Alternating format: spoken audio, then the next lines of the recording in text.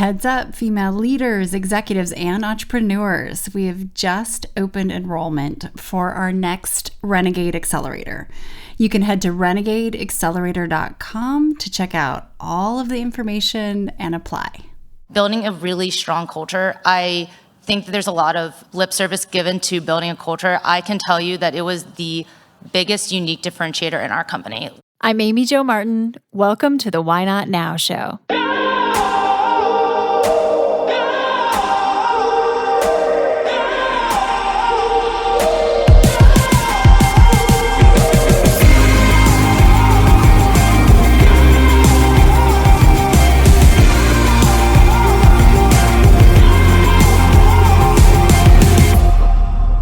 You know that thing you've been thinking about doing? Yeah, that one. Why not now? Have you ever actually taken the time to ask yourself, what's stopping me? Let's talk it through. This is your chance to give that idea the attention it deserves and take action. Each episode, I have a chat with a fascinating person, from entrepreneurs to athletes, celebrities, my parents, rocket scientists, and all walks of life. We talk through a critical time when they've asked themselves, why not now? We dissect that day or even that moment, step by step.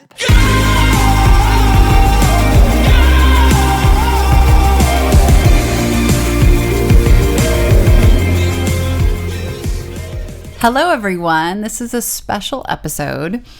We are lifting the veil of investing. There are 3 renegades in this episode, and this is live from a stage at South by Southwest.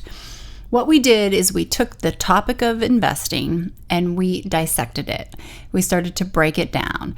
We talked through the spectrum of funding, all the way from angel investing, early seed stage, to private equity, and we explain what some of the terms mean. We explain it in simple terms, and there are 3 of us here. You have Noramay Cadena, who is a venture capitalist, and she is a Kauffman Fellow, which means she basically went to school for this. She's also a multi-time graduate from MIT, former aerospace engineer, and she's raised a lot of money for her fund over the last couple of years, which really focuses on the intersection of food, culture, and innovation, not to mention technology. It is called Supply Chain Management, and you can take a look at it online if you're interested to see what her portfolio looks like. She's incredible. The next renegade is Britt Hiller. She is also the Chief Operating Officer at Renegade Global here on the team.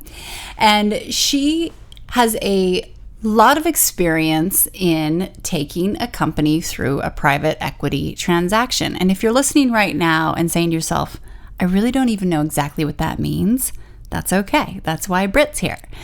I always say to Britt, it's not too often you meet a woman in her 30s.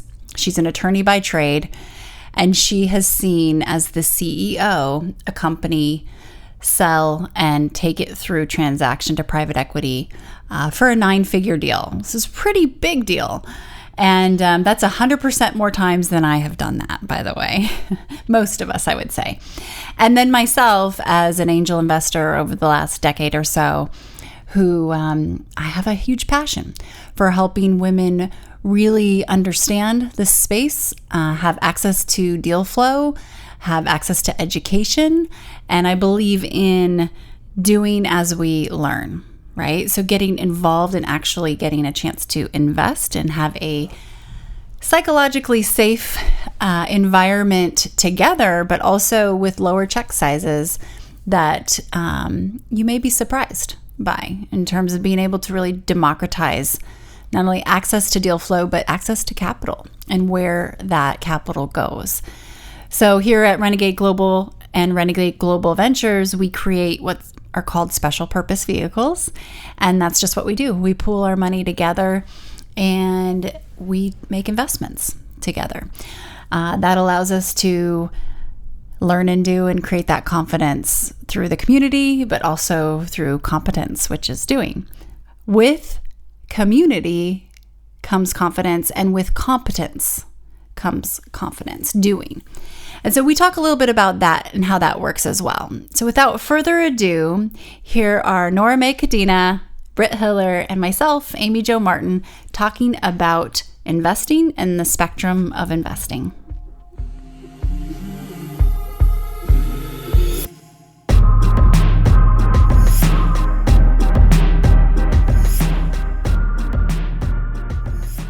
Hello, everyone, and welcome to Austin, Texas, South by Southwest, the Equality Lounge. How amazing is this place? Thank you, Female Quotient. This is truly the best activation possible here. As someone who lives in Austin, I'm pretty familiar with the city, and it doesn't get better than this. So enjoy. Thank you for hosting us, Shelly and team. My name is Amy Jo Martin. I'm the founder and CEO of Renegade Global and Renegade Global Ventures. I am an author. I'm a 3-time founder, formerly in sports and corporate, and so kind of have a mixed bag of experience, both raising, writing checks, helping gather people together for checks. So we'll get into that in a second, but I'd love for the other panelists to introduce themselves as well. We've got 2 other renegades, Britt Hiller, the COO of Renegade Global. Awesome. Yeah. So my name is Britt Hiller. I am a founder and operator, and now most recently COO of Renegade Global. So founded a company and raised capital, sold to a strategic investor, and then moved into an operating role for a fintech company in Austin. Operated as CEO for about 3 years. Scaled the company 150% top line revenue. Scaled our team 30 to over 100 with a 97% retention rate, which for Austin folks know that is very difficult to do and was very purposeful in the culture that we built. And we exited to private equity at the end of 2021. So I have a bit of a broad spectrum on the investment side. And Noramay Cadena, by the way, the exit, that's amazing. I learned so much from Britt on a daily basis, and I'm all about asking the questions that nobody else wants to ask, right? And having done that now for 10, 12 years, you start to learn when you ask the questions that you might be embarrassed to ask. So that's what we're doing today. Thank you, Britt. Noramay Cadena, she is the co-founder of Supply Chain Capital. Go ahead and share us a little bit. Excited to be here. Good morning, everyone. Supply Chain Capital is a venture capital firm investing in food and food tech with a lens for culture and climate. I've been investing for the last 8 years, and it was a hard pivot from my previous career as an aerospace engineer. But the combining theme here is really a desire to create workplaces and foster innovation that is supportive in creating opportunities for women. Amazing. So let's kick it off. So there's a spectrum of experience here. At Renegade, we're all about getting more women's seats on cap tables and board seats, and very fierce about this. And in order to do so, we have to exchange information, right? So my SOS question, like text, is usually to one of these 2. I think there's so much to learn about the spectrum of funding, but also the different ways that we're addressing raising capital and gathering together. So we've got the traditional, but we've got this new reinvention. If we could start, I think let's start with the quick story, because I think this sets the tone of how different we can do this and democratize access to deal flow and to the flow of where capital goes. We were at dinner last night, and Noramay has a quick case study relevant to Silicon Valley Bank situation and her dynamic, and this is such a great point. So raise your hand if you've heard the news around Silicon Valley Bank. A lot of you have, right? About half of startups bank with Silicon Valley Bank. The bank has been taken over by the FDIC. It was a very sad day yesterday. And it put a lot of emerging firms, a lot of firms that are run by women, on the defensive and really trying to figure out how to communicate with our own investors and our portfolio companies. So we sent out an email to all of our investors and we said, here's the scoop, right? Here's what we know. Here's how it impacts us, exactly how much capital is exposed, how many of our portfolio companies are impacted, how we're supporting them, and what our next steps are. And we have 67 investors in our fund, and a lot of them are women. 15% of our capital actually comes from high net worth investors, and of that capital, about 70% comes from women. And a lot of the women were replying, texting and calling with messages of support, offers of help. How can I help? I'm sorry you're going through this. Sending you a hug. Here's a resource. I've been through this before. It's going to take at least a week. What do you need? And there were some non-women replying to us saying, how's my capital doing? Like, but what about me? And it was so revealing, and it was really a reminder of why our firm exists, who we want to support, and the kind of communities we want to be around. So it was a frustrating day, but it was wonderful to be in community with other female GPs at the end of the night, and to be sharing stories and messages of support. And not to, unveil too much, but one of the solutions that one of these individuals helped with was extremely important and effective. And so it wasn't just support emotionally. It was like... Absolutely. I mean, this woman said, I've been through this before. It's going to take at least a week to get access to your capital. How much do you need? What do you need? And we said, we have payroll running on Monday, and we don't know if we're going to have access to our bank account.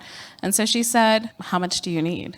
And immediately... Promissory note over email, done. Reviewed by our attorney. It's done. It's going to happen on Monday. I mean, that's the incredible power of women supporting women. Yeah, that's a big deal right there, I would say. And that's one thing that we're noticing when we start to look at things differently. We have the opportunity to pool our money together, right? In fact, at Renegade, we do a lot of special purpose vehicles. Does everybody know what that is? An SPV. So basically, and this is what, when I first started angel investing, I would be like, I don't know what that is, right? I'm a marketer. And it's a special purpose vehicle. It's a separate entity where you can pool your funds together. Accredited investors is what we require. But then we go stick ourselves on cap tables as one, right? And so we have a lot of power in that collection. We also have a lot of voice. And so when you think about, the misunderstanding of, you need millions of dollars to invest and have access, that's not actually the truth.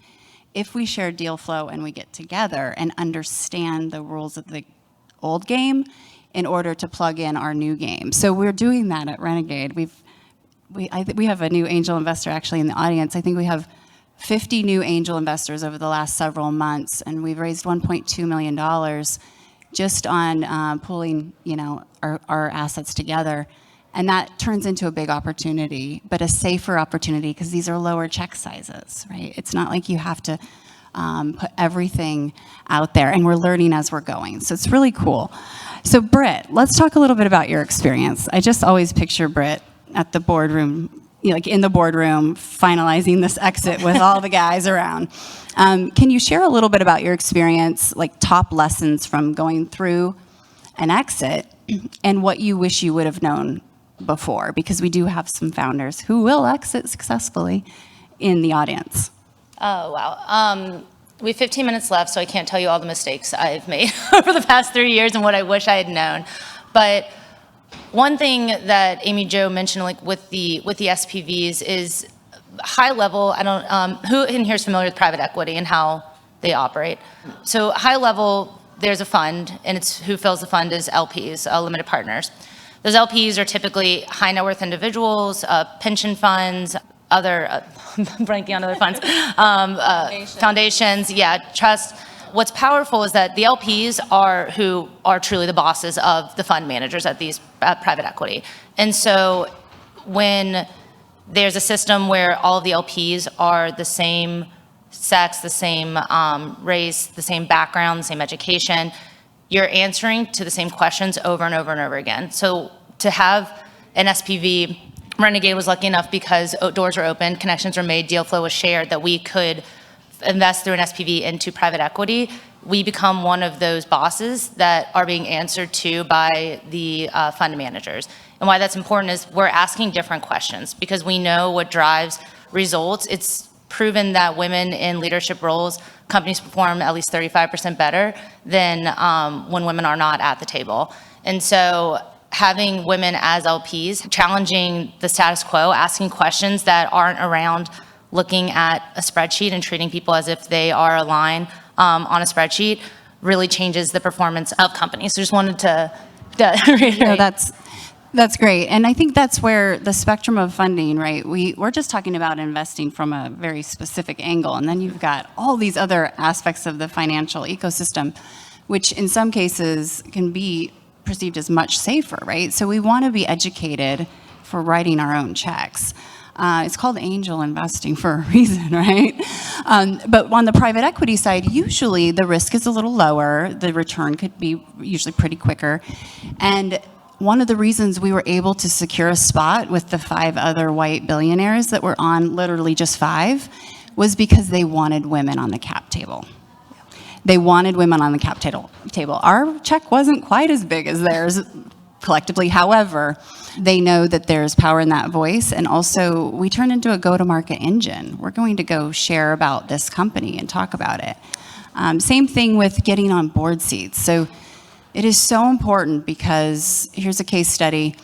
I'm an investor in a company we're building AI around IVF. There's 3 or 4 of us in here that are in this company, and it's incredible. I was the only female on the board of a fertility company, right? I'm like, okay, guys, and they're great. I'm like, do you see this thing here of the non-women representation? And so we ended up, we're bringing other women in, but also opened up around just for women, for Renegades. And I think what's cool about this is we were able to collectively get together and give insight and advice that helps steer the direction of that product and company in ways that they wouldn't have necessarily had access to. And the reason we're able to do that is because they listen, because we have skin in the game and we've written checks together, even if they're small checks. All pulled together, it's a really big check, and it's the biggest one on the cap table. So thinking differently, like, how can we get involved? And asking, hey, can I get into that deal? Or would you be willing to, share? Maybe you have 2 VCs working together. I know last night that was a common theme where it was not competitive. It was fascinating to see the information share. We're going to take a quick break and we'll be right back. Hi, everyone. If you are digging this podcast, please do us a favor and subscribe, rate, and review on iTunes. It just takes a moment and it means a ton to us.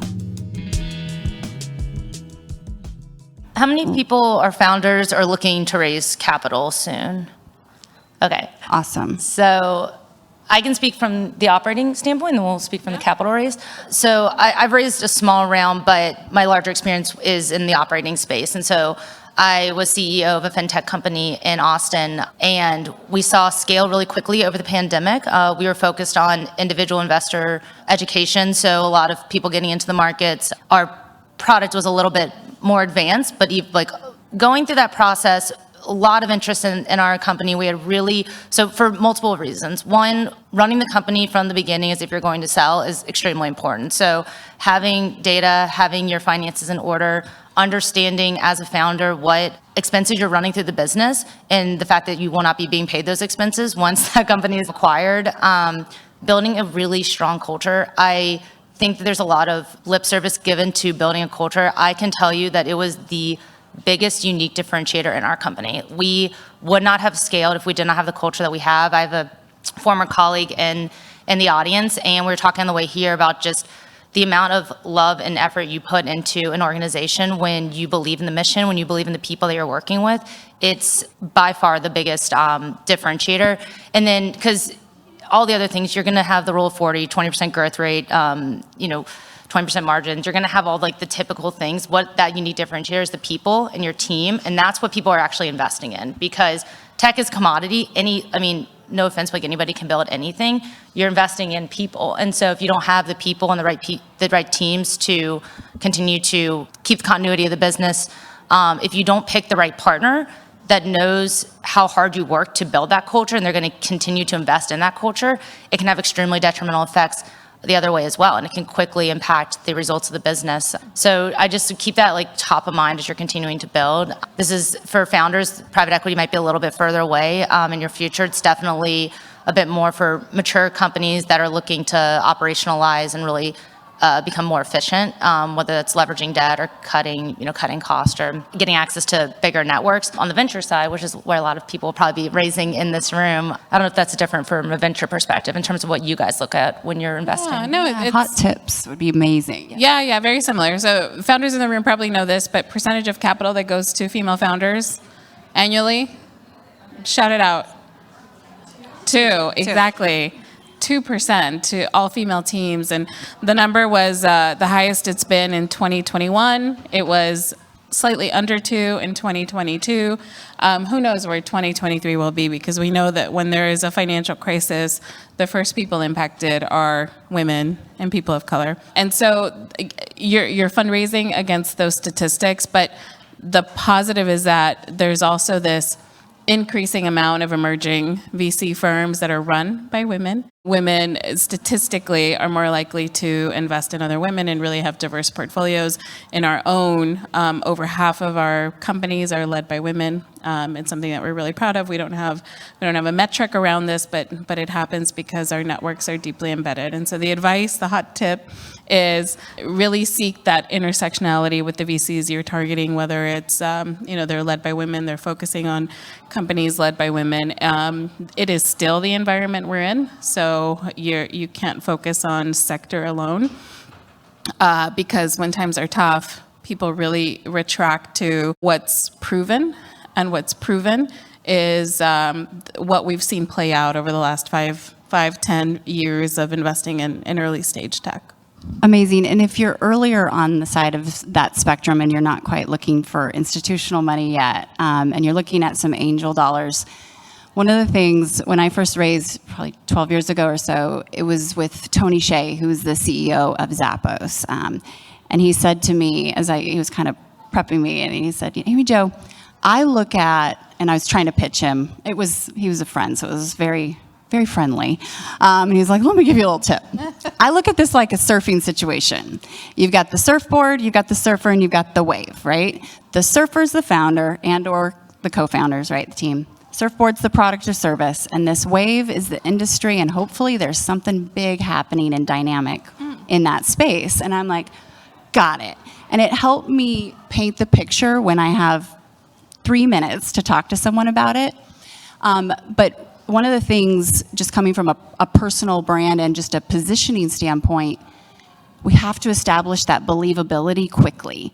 And as someone who writes, actually has angel invested quite a bit, I'm looking for tenacity in that founder, because I know as a 3-time founder, the second you get that check, 99% of everything that you thought was going to happen is going to change, and you better be ready for it, because it's all going to change. And so do you have that fire and the support around you to make sure that you're going to keep going forward? Because it's not for the faint of heart, right? We all know that as founders. And it's an incredible journey, but obviously most women never make it past 2% of female-owned companies make it to $1 million in revenue. 2%. That's incredible. We want to really shift that. That support, I have to reiterate that, because our exit we're lower mid-market exit, but it was pretty significant. Now we exited in 2021, which is a great time to be selling a company. But there were both, I have mentors, female and male, older and peers to me, and those calls where I get out of a meeting where I went through 55 management meetings. So this is where you sit in front of investment committees or partners at these private equity and strategic firms, and you give the same presentation over and over and over and over again, and answer the same questions over and over and over again. And it's exhausting. And questions I would pause and get off the phone and call one of my best friends who's a CFO. And I'd be like, hey, am I reading this wrong? And he's like, no, I would have never been asked that. And I was like, okay. And then so it's definitely having that support network. And then also texting him while I'm on a call, being like, I don't know what this means. I need you to or texting Amy Jo and being like, hey, I don't want to look stupid. What is that? And having those folks where it feels like you being afraid to ask quote the dumb question really quickly will limit your growth and your company's ability to grow.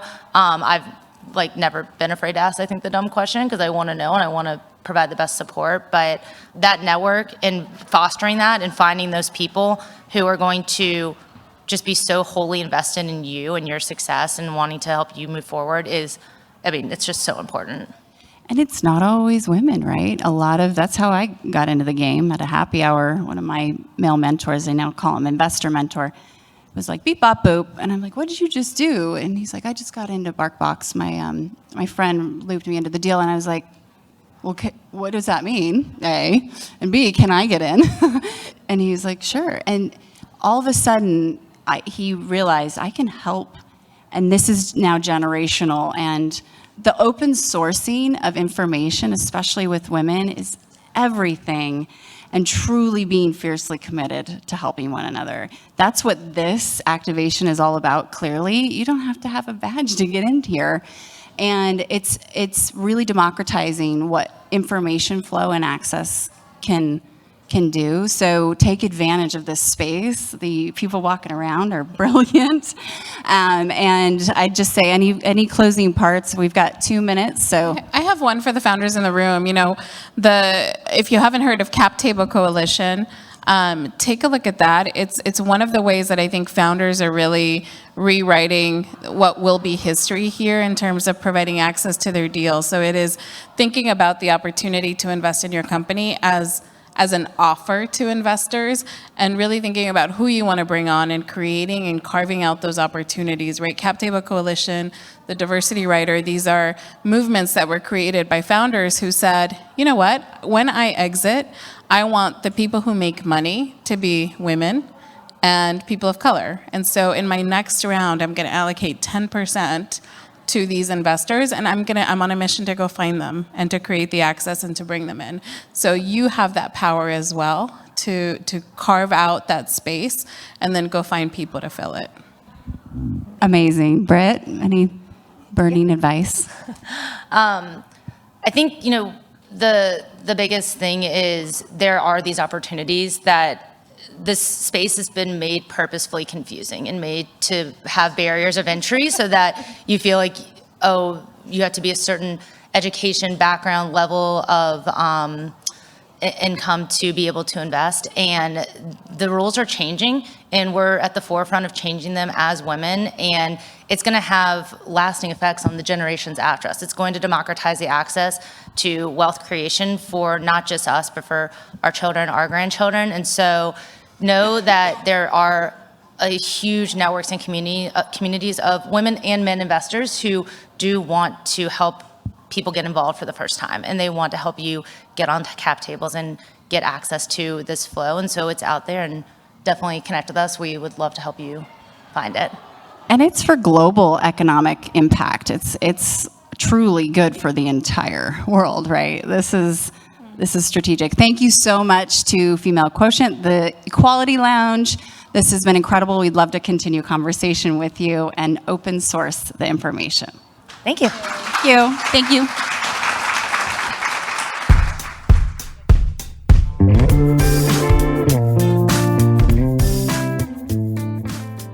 Hey everyone, thanks for listening to the show. Hit me up on social media to let me know what you think. I'm at Amy Jo Martin on Twitter, Facebook, Instagram, and LinkedIn. And I want to hear your Why Not Now moments so I can share them on the show. Just send me a note to whynotnow@amyjomartin.com. For show notes and other offers, you can visit amyjomartin.com/whynotnow. And while you're there, don't forget to sign up for my email newsletter for exclusive content and announcements.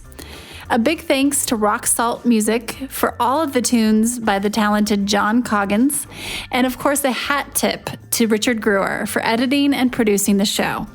I'll see you next time. And until then, why not now?